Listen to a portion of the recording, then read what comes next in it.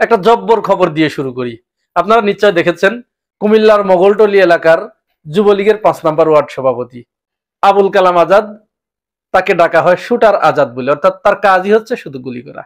আওয়ামী লীগ যখন ক্ষমতায় ছিল তখন তিনি পুরা কুমিল্লা অঞ্চল জুড়ে শুধু এই কাজ করে বেড়াতেন। হাসিনা পলানোর পরে তিনি আর কোথায় যাবেন? দীর্ঘদিন খাটের তলায় লুকিয়েছিলেন, লুকানোর আর জায়গা পান নাই, উনি খাটের তলায় লুকিয়েছিলেন। গতকাল গ্রেপ্তার হয়েছেন, পুলিশ গিয়ে খাটের তলা থেকে তাকে তুলে এনেছে। আপনারা ভিডিওটি একটু দেখুন, আপনাদের ভালো লাগবে, অবশ্যই ভালো লাগবে। উঠাও উঠাও, আরে এদিকে লড় রাখো, সমস্যা নাই বাইরো এই বড় তুমি কি শুনে কথা না কাজে করছো বড় এই যে শুনে গেল কাজে কষ্ট কি দরকার ছিল হ্যাঁ ধরো ধরো ধরো ধরো ভিডিও করো সমস্যা হ্যাঁ বুঝলা।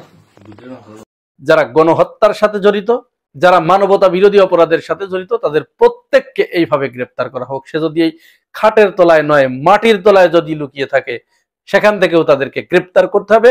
এটি বিপ্লবী সরকারের অন্যতম দায়িত্ব। দুদিন আগে আপনারা অভিনেত্রী মেঘনা আলম সম্পর্কে আপনারা জেনেছেন। এই মেঘনা আলম, তাকে গ্রেপ্তার করা হলো, গ্রেপ্তার করা হয়েছে বিশেষ ক্ষমতা আইনে। এই বিশেষ ক্ষমতা আইনে গ্রেপ্তার হবার কারণে আসিফ নজরুল আইন উপদেষ্টা তিনি বললেন যে না, তার গ্রেপ্তারের প্রক্রিয়াটা সঠিক হয়নি। তো গ্রেপ্তারের প্রক্রিয়াটা যদি সঠিক না হয়, তাহলে তাকে কেন গ্রেপ্তার করলেন? আর তাকে গ্রেপ্তার করার পরে আপনাকে সংবাদ সম্মেলন করে এই কথাটি কেন বলতে হলো? আপনি আগে জানতেন না?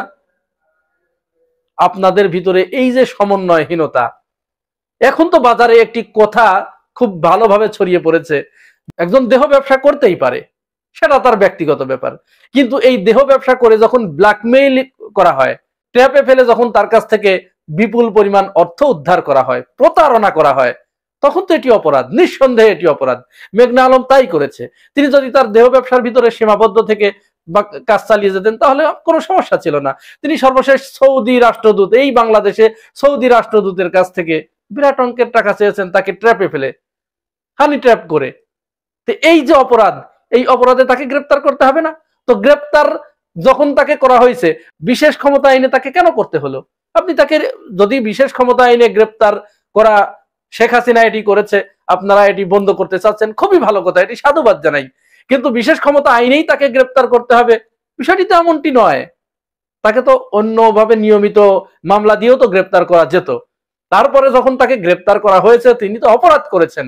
সৌদি আরবের মতো একটি দেশের রাষ্ট্রদূতের সাথে যখন তিনি এই ধরনের অপরাধ করেছেন এবং একটি চক্র, তারা এই চক্র যখন তিনি একাধিক, শুধু সৌদি আরবের রাষ্ট্রদূত নয়, একাধিক রাষ্ট্রের রাষ্ট্রদূতদের সাথে এবং বিদেশি ধনকুবেরদের সাথে যখন প্রেমের ফাঁদে ফেলে, তাদেরকে এই ট্র্যাপে ফেলে যখন তাদের সাথে প্রতারণা নিয়মিত করে আসছে, তখন তো তার গ্রেপ্তার করা জরুরি হয়ে পড়েছিল। তো যখন তাকে গ্রেপ্তার করা হলো, আপনি বিশেষ ক্ষমতা আইন না দেখিয়ে অন্য কিছু দেখাতে পারতেন। নিয়মিত তার কত মামলা আমরা দেখেছি। এই ঘটনার পরে আবার মেঘনা আলমকে গ্রেপ্তার করার পরে মহানগর ডিবির যিনি প্রধান ছিলেন রেজাউল করিম, তাকে আবার এখান থেকে সরিয়ে দেওয়া হয়েছে। হুট করে রাতের অন্ধকারে তাকে সরিয়ে দেওয়া হয়েছে।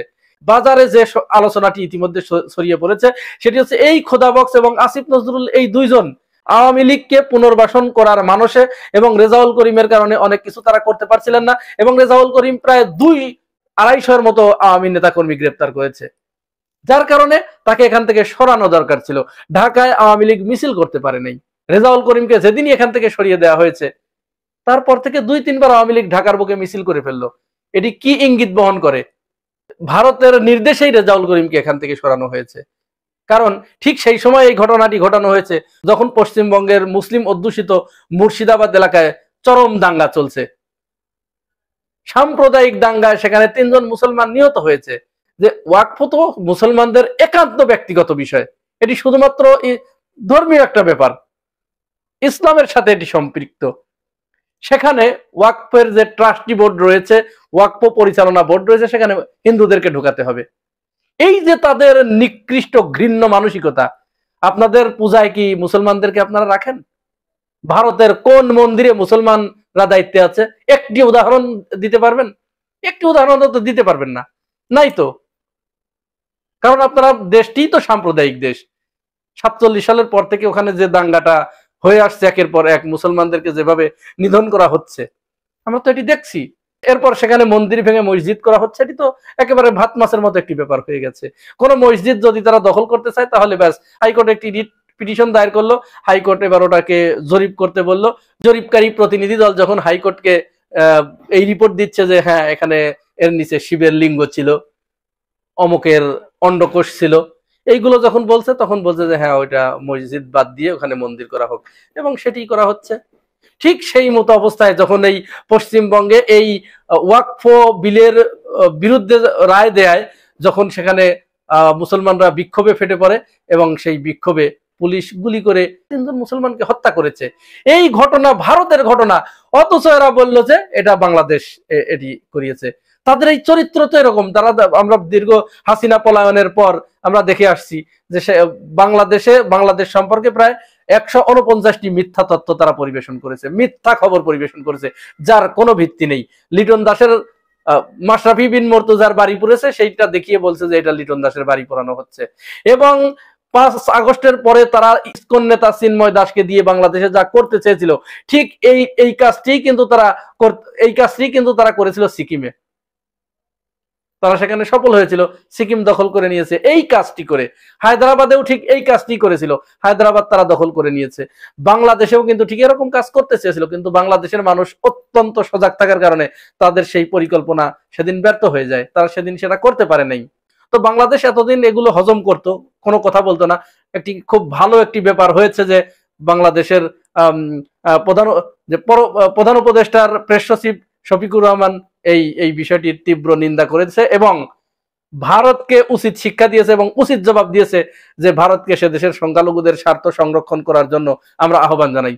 দেখুন আপনারা, এটিই দরকার। শফিকুর রহমানকে আমাদের আন্তরিক স্যালুট। এই কাজটি করতে হবে প্রতিদিন, কারণ সেখানে যে ধরনের সংখ্যালঘু নির্যাতন হচ্ছে প্রতিদিন, মুসলমানদের স্বার্থ যেভাবে ক্ষুণ্ণ করা হচ্ছে, মুসলমানদেরকে নির্মূল করার জন্য রাষ্ট্রীয়ভাবে সেখানে যে ধরনের কার্যক্রম হাতে নেওয়া হয়েছে এবং প্রচেষ্টা চালানো হচ্ছে, এই ঘটনার প্রতিদিন বিবৃতি দিতে হবে। পররাষ্ট্র মন্ত্রণালয়কে, ভারতের পররাষ্ট্র মন্ত্রণালয়কে ডেকে এনে তাদেরকে দেখাতে হবে যে আপনারা এই কাজগুলো বন্ধ করুন, তাহলে ওরা বাংলাদেশ সম্পর্কে আর কথা বলার সুযোগ পাবে না।